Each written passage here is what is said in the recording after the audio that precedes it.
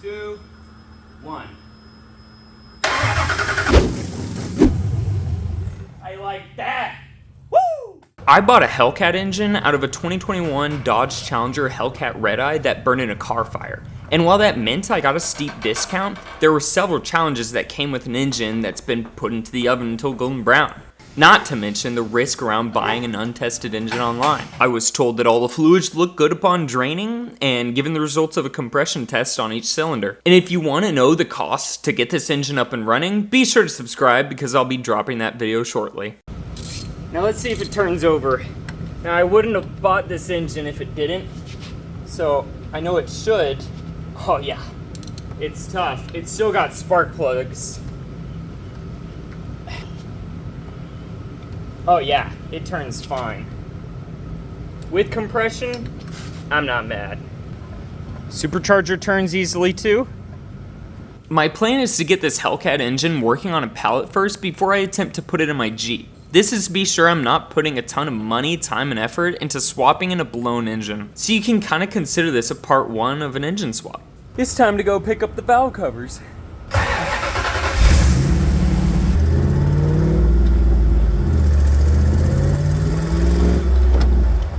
Quick plug, go get caught up using the previous video where I swapped my Jeep's transmission to be able to handle Hellcat power. Covers acquired. Look at that. Oh yeah. Look at this. Took off the supercharger. I can finally clean all this off without worrying about the valve train getting dirty too. Alright, so obviously I gotta pick up the engine. Place your bets on whether or not this goes awry. I think I ought to cut the seatbelts now.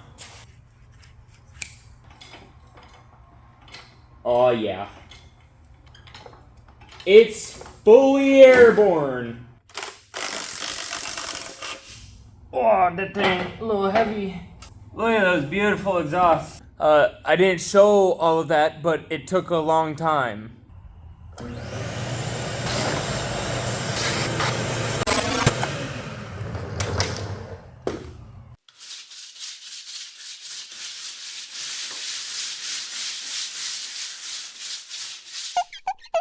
Wow. I did my best to try to reveal this engine's red coat of paint hiding under all the ashes, but I got to a point where I was removing the paint itself. So if anybody has any suggestions, short of painting the block, I'm all ears. In order to get this engine running on a pallet, first needed a pallet. Shout out to my dad and my sister for helping me out with it. Thank y'all.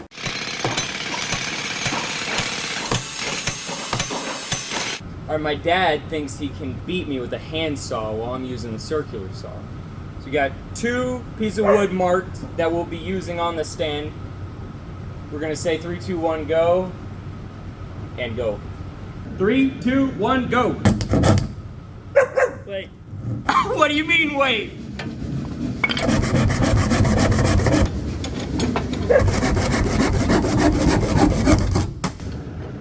Done. No! I haven't gotten this. Hang on!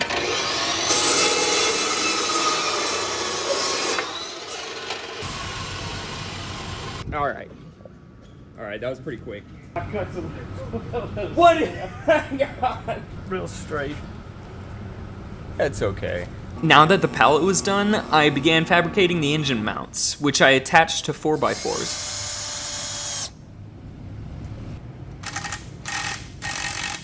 There's no way this could go wrong.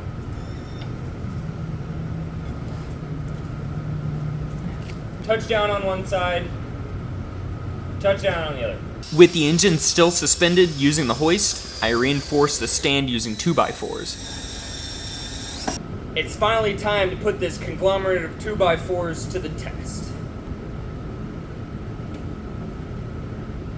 Oh, that's money! Look at that. That thing slapped. Oh my gosh. It's down. Let's go! I'm not gonna wiggle it too much, but look at that. Come on, look at this engineering. Look at the triangulation. It's gonna start on this, and it's gonna be happy to do so. Unfortunately, it seems that this crossover on the fuel rail burnt up, so See what I can salvage out of this one, I guess. Oh, nice. Look at these injectors, man. Now, it'd be great if I could simply adapt this to this and just use the existing fuel rails. But this seems permanent. So I cut it off. It's right here, and there's where it fit on. Now, I don't know of any connector that will fit on that. If I really want to get creative, I could maybe cut it right here and see if I can slip a AN sleeve on it.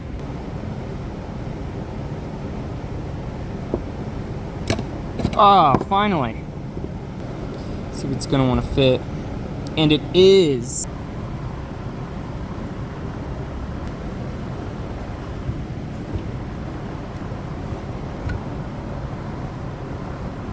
Here is the result. This side is flared more than this side, and I think that's because the line itself curves.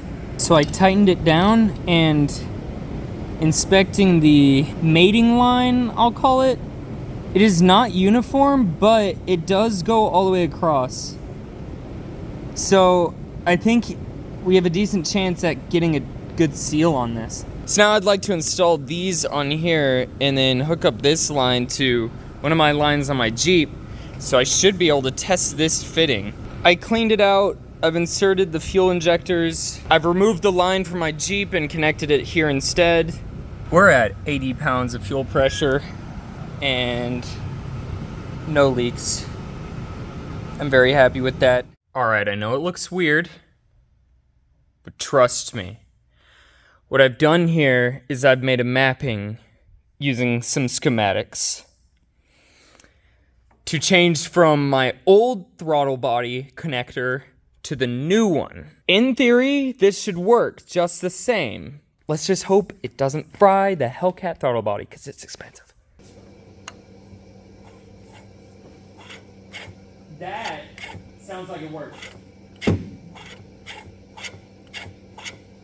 I just looked at the video and it did work. I was just in there and I was pressing the throttle, which opens up this throttle body. My existing Holly can talk to the Hellcat throttle body, and I don't have to fork over any more money for harnesses.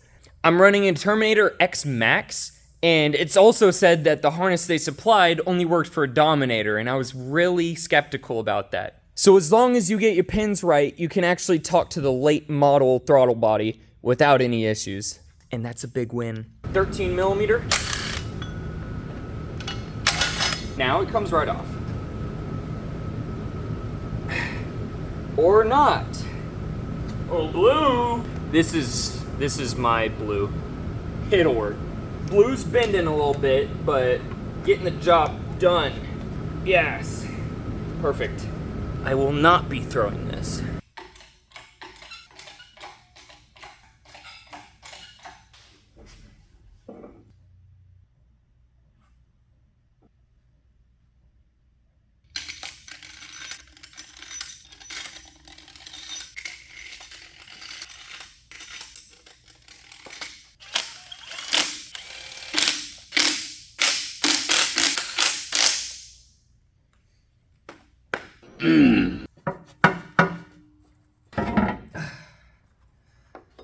I took off the oil pan to clean it. It did have some sludge, but look at this almost titanium-like coloring on that. Okay, we've got it almost completely dressed up. We got the fuel rails on, the wiring, the coils, and the wiring for the coils as well. I plumbed up the two sides of the fuel. I actually had to extend the ignition harness pretty good. This is like 2 or 3 inches longer, and even that just barely makes it to both sides. It's because the coils face that way instead of that way on my previous engine. So I decided to hook up all the fuel. I took off my fuel pressure regulator. I've got it hooked up to the fuel rail, and then I just have this bucket, filled it up with some gasoline, just jerry-rigged a little bit, and whenever I connect it to the battery, it'll send fuel pressure. So we're gonna see if it leaks, if my new line leaks or if anything over here leaks. The fuel's coming out of the return, which means it's at full pressure right now. And I don't see any leaks. So that's great. I'm very happy. Test conclusive. This is the engine wiring harness. This is the Holley harness. I finally got it out. Every connector, every entanglement, I had to undo so many wires. I had to dismantle so much. I had to fit the throttle body connector through this rubber piece that it went in easy, but getting it back out it took probably an hour and a half just to get that one connector through. That took forever, and I'm glad I'm done with it. I don't know. Let's hook up this engine. Green means go. Let's see if we get anything. And we do. Boom. We've got some readings. All right. The last thing I have to do is drop the transmission out of the Jeep, take the flywheel out, put it on here, and then use a bell housing and the starter to actually start this thing. I've got a flight in 4 hours, and, well, let's see how long it takes me. A few moments later. Okay, after 2 hours, the transmission is dropped, and that gives me enough room to take out this flywheel. I got it out. Woohoo! I apologize for not recording enough of this final stretch. At this point, I'd been working for nearly 20 hours straight, and I just wanted to get it done. Okay, it is on. I wired it up, kind of. If I take this, I hold it here, nothing happens. Now, what I have to do is I have to touch this lead here. Oh, it's not going. Oh, I don't have a ground. This is the best part of a project. All right, this is pretty much the moment of truth. Oh wait, it's not yet. This is where I stopped recording, unfortunately, because I had to catch a flight. To make a long story short, I was unable to get the engine started that day due to an error in the Holley, and I didn't have enough time to properly diagnose it before leaving. Thankfully, albeit frustratingly, a simple software update did the trick, and I'll let the result speak for itself. Okay, 3, 2, 1.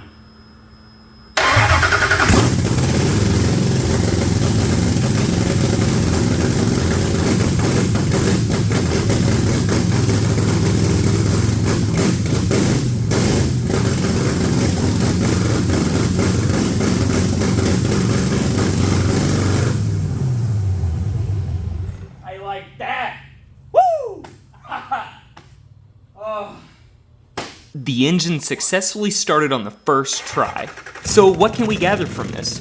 Well, I now know that this engine makes great oil pressure and, by the sound of it, is likely not blown. Stick around for the cost breakdown video, and in the second part, I'll actually be putting this into my Jeep. And if you're new here, hit that subscribe button. Thank y'all for watching, and I'll catch you next time.